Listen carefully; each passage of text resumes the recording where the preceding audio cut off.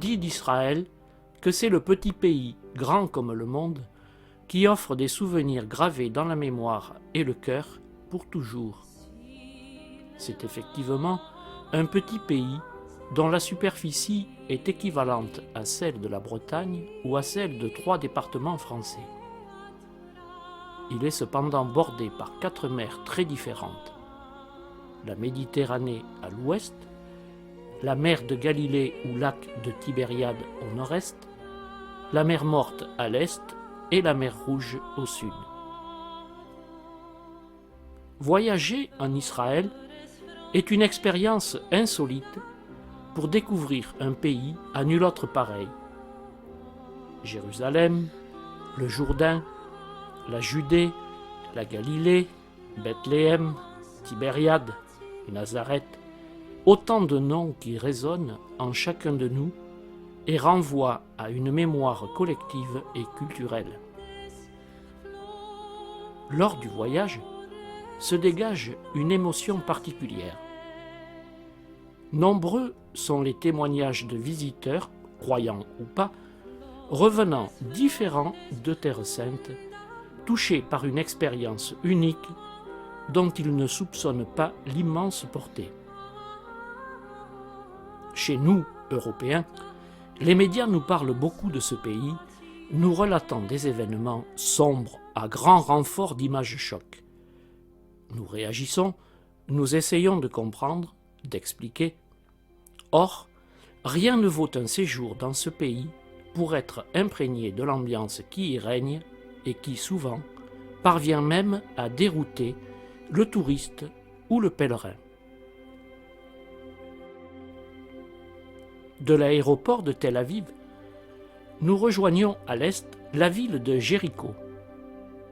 C'est par là que nous débutons notre circuit, qui pour des raisons pratiques et de proximité, ne reflète pas obligatoirement le circuit chronologique de la vie de Jésus-Christ. À l'orée du désert de Juda, dans une vallée abritée par les falaises de Judée, contre les vents et la pluie de l'ouest, on arrive à Jéricho. C'est une luxuriante oasis, entourée d'un austère désert, située à 40 km à l'est de Jérusalem. Nichée dans la vallée du Jourdain, c'est la ville la plus basse du globe, à 240 mètres sous le niveau de la mer. C'est aussi l'une des plus anciennes cités du monde, comme l'attestent les fouilles réalisées à 2 km de la ville moderne, qui datent les premières occupations humaines à environ 9000 ans avant Jésus-Christ. La ville fut la première conquête des Israélites à leur entrée en terre promise. La Bible raconte que vers 1200 avant Jésus-Christ, au terme de leur exode depuis l'Égypte, sous la conduite de Moïse, puis de Josué, les Hébreux s'emparent de la ville en écroulant les murailles au son de leur fameuse trompette. Venant en pèlerinage de Galilée à Jérusalem, par la route de Transjordanie, Jésus passait nécessairement à Jéricho. C'est là qu'il convertit Zachée, riche chef des collecteurs d'impôts perché sur un sycomore, et qu'il rendit la vue à Bartimée. Dans les environs de Jéricho, nous partons à la découverte du monastère Saint-Georges de Cosiba, blotti dans le désert de Judée. Sitôt arrivés au parking du monastère, les Bédouins sont là. Ils essaient de nous vendre leurs souvenirs,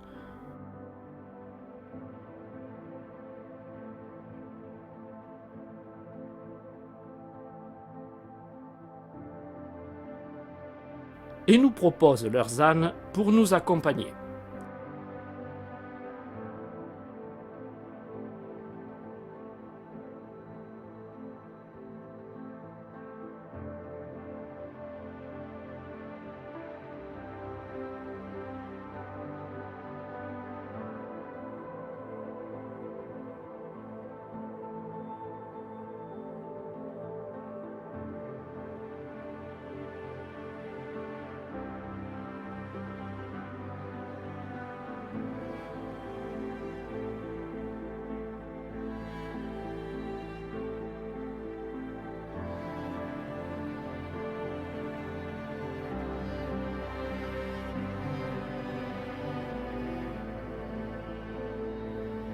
Le monastère orthodoxe Saint-Georges est situé à l'est de la Cisjordanie.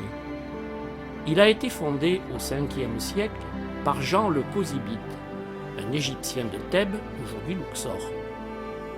Accroché à la falaise, l'édifice est niché dans une nature de toute beauté, marquée par les récits bibliques.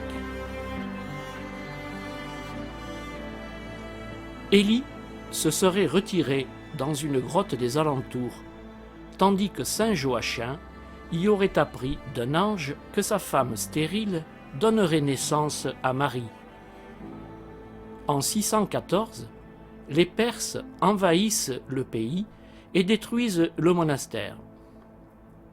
Il est reconstruit au XIIe siècle, puis à nouveau abandonné jusqu'à la fin du XIXe, date à laquelle les Grecs orthodoxes se réinstallent sur le site. Ils restaurent le bâtiment.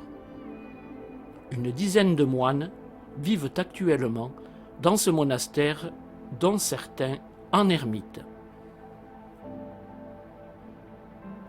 Pour retourner à Jéricho, nous marchons dans le Wadi Kelt. Wadi Kelt est un canyon profond et étroit, traversé par des wadis, cours d'eau intermittents, ne coulant qu'à la saison des pluies. La balade est grandiose, l'environnement absolument superbe. En regardant attentivement, on croise des hyrax ou daman, sortes de grosses marmottes qui peuplent la région et qui se confondent avec la roche. Nous longeons de nombreuses grottes qui ont abrité des ermites. Le Wadi Kelt est en effet connu pour avoir été une région monastique de première importance dès le IIIe siècle.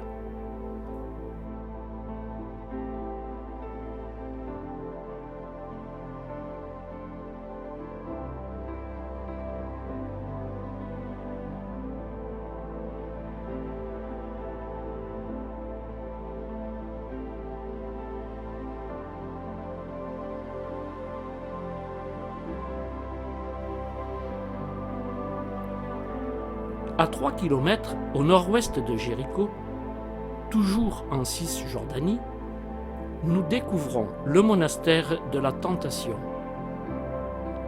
C'est un monastère grec orthodoxe situé le long de la falaise entre Jéricho et la vallée du Jourdain.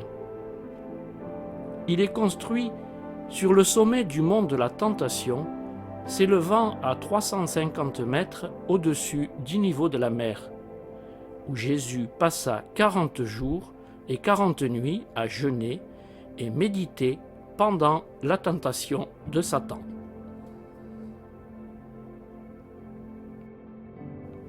Notre circuit se poursuit avec le site du baptême du Christ au bord du Jourdain, Kasr El Yaoud, à environ 10 km à l'est de Jéricho. Le Jourdain prend ses sources au pied du mont Hermon, haut de 2814 mètres, aux confins du Liban et de la Syrie, au nord d'Israël. Il mesure 183 km depuis ses 3 sources jusqu'à l'embouchure de la mer Morte. Le petit fleuve, que l'on appelle le Descendeur, descend très rapidement du nord au sud de la Haute Galilée jusqu'au lac de Tibériade. Ensuite, il sort du lac et décrit de paresseux méandres jusqu'à son arrivée dans la mer Morte. Le Jourdain est le symbole de la vie physique, car il irrigue tous les terrains de la vallée, longés d'oasis très fertiles. Il est aussi le symbole de la vie spirituelle, de la vie nouvelle, grâce aux événements vécus dans ces eaux. D'abord, ce fut sa traversée par les tribus israélites sous la conduite de Josué, après leur exode de 40 ans dans le désert. Puis, c'est Jean le Baptiste qui, sur les bords du Jourdain, inaugura sa prédication pénitentielle.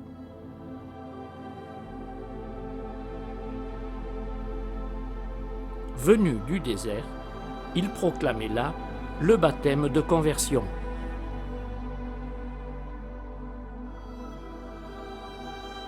Toute la Judée, tout Jérusalem venait à lui. Tous se faisaient baptiser par lui dans les eaux du Jourdain, nous dit saint Marc. À cette époque, Jésus vint de Nazareth, ville de Galilée, se fit baptiser par Jean et fit de l'eau le sacrement de la vie nouvelle. À Kasr el-Yaoud, nous apercevons de la route des églises érigées côté jordanien. Là, c'est le fleuve devenu pratiquement un filet d'eau qui sépare la Cisjordanie de la Jordanie. Côté cisjordanien, il y a seulement un ponton où les croyants viennent se faire baptiser par immersion. Le Christ aurait été baptisé juste en face, côté jordanien.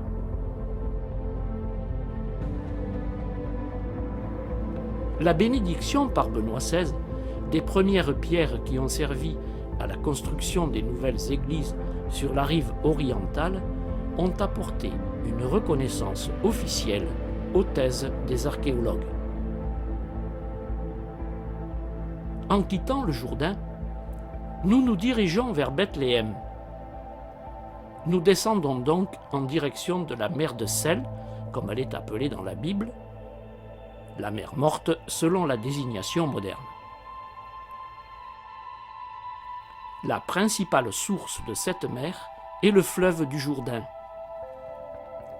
C'est en quelque sorte une dépression d'origine sismique qui contient une eau exceptionnellement salée. Elle mesure 76 km du nord au sud et 18 km d'ouest en est. Sa profondeur de 378 mètres fait de ce lac hypersalin le plus profond du monde. La partie septentrionale s'est rétrécie par suite d'un pompage intensif au lac de Tibériade et la mer Morte se réduit progressivement comme peau de chagrin. L'eau y est pratiquement saturée de sel, 6 fois plus de sel que dans l'eau de l'océan, d'où cette absence totale de vie animale et végétale. C'est vraiment une mer morte aux effets médicinaux très spécifiques et très appréciés. En longeant la mer Morte, pour nous rendre à Bethléem, nous passons près du site de Qumran, dont nous reparlerons lors de notre visite chez les dominicains de Jérusalem.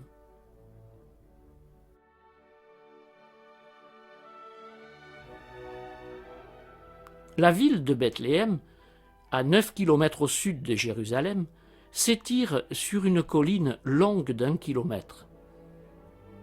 Elle est enfoncée, comme un éperon, dans le désert de Judée. C'est une ville palestinienne qui peut s'enorgueillir d'être la ville de Cisjordanie la plus touristique. Son atmosphère chaleureuse vaut largement le détour. Le mur qui transperce la cité joue un grand rôle. Frontière insupportable côté pile, moyen d'expression particulièrement créatif côté face. À titre de rappel, jusqu'en 2002, les frontières de Cisjordanie étaient délimitées à l'est par le Jourdain et sur ses autres contours par la ligne verte tracée suite à la guerre de 1948. Ce qui était reconnu internationalement. Depuis 1967, ce mur de séparation empiète sur le territoire, par ailleurs constellé de colonies. Autant de faits auxquels le voyageur est confronté quand il se rend en Cisjordanie, région dévoilant d'étonnantes richesses et pleine de diversité culturelle et naturelle. Bethléem est une ville singulière, hérissée de minarets et de clochers d'église, une ville à la population mixte, musulmane en grande majorité, chrétienne en partie. l'histoire de Bethléem est marquée par celle des religions. L'Ancien Testament évoque la cité de David. Selon la tradition juive, David serait né ici, au Xe siècle avant Jésus-Christ, et couronné là comme roi d'Israël. De plus, dans ce lieu, la naissance de Jésus, descendant de David, fait de Bethléem une ville symbole. Il faut attendre le IVe siècle pour que le christianisme soit reconnu religion officielle de l'Empire romain d'Orient par l'empereur Constantin. C'est Hélène, la mère de Constantin, qui, en visitant la Terre Sainte en 326, décida d'ériger une basilique à l'emplacement de la grotte de la Nativité. En 520, les Samaritains, en révolte contre Byzance, détruisirent la basilique. On doit sa reconstruction à l'empereur Justinien en 540. À partir de cette date, le lieu sera miraculeusement épargné par les conflits successifs. Soumise à de gros travaux lors de notre visite, l'église de la Nativité est entretenue par le patriarcat orthodoxe grec de Jérusalem. Elle est construite comme une basilique romaine typique, avec 5 nefs formées par 4 rangées de colonnes corinthiennes et une abside à l'extrémité orientale où se trouve le sanctuaire. On entre dans la basilique par une porte très basse, nommée porte de l'humilité. Le sol, de style romain, a été recouvert depuis, mais il y a une trappe qui s'ouvre pour révéler une portion du pavement d'origine en mosaïque. L'église présente aussi une grande iconostase dorée et une décoration complexe de lampes dans tout le bâtiment.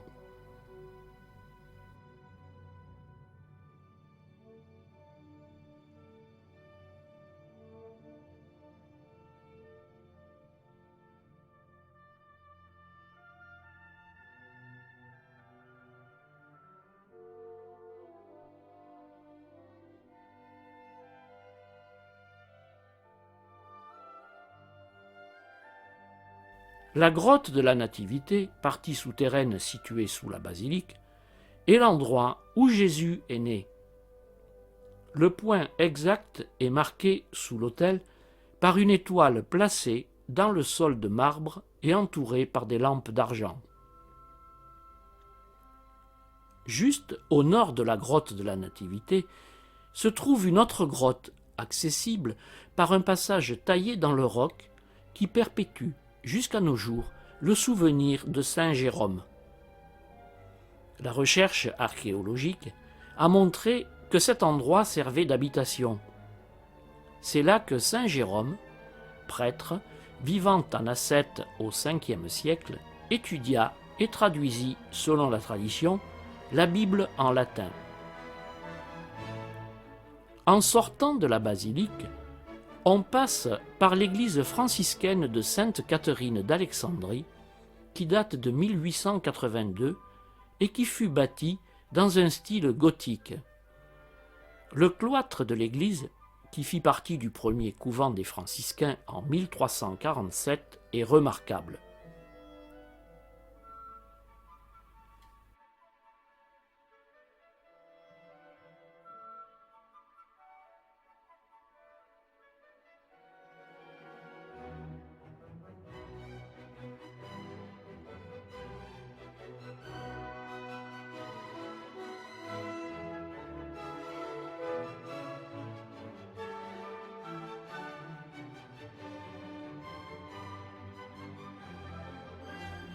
À 2 km à l'est de Bethléem s'étend le village de Beit Saour. C'est là que se situe le champ des bergers. Nous accédons au site par un grand jardin protégé par un mur.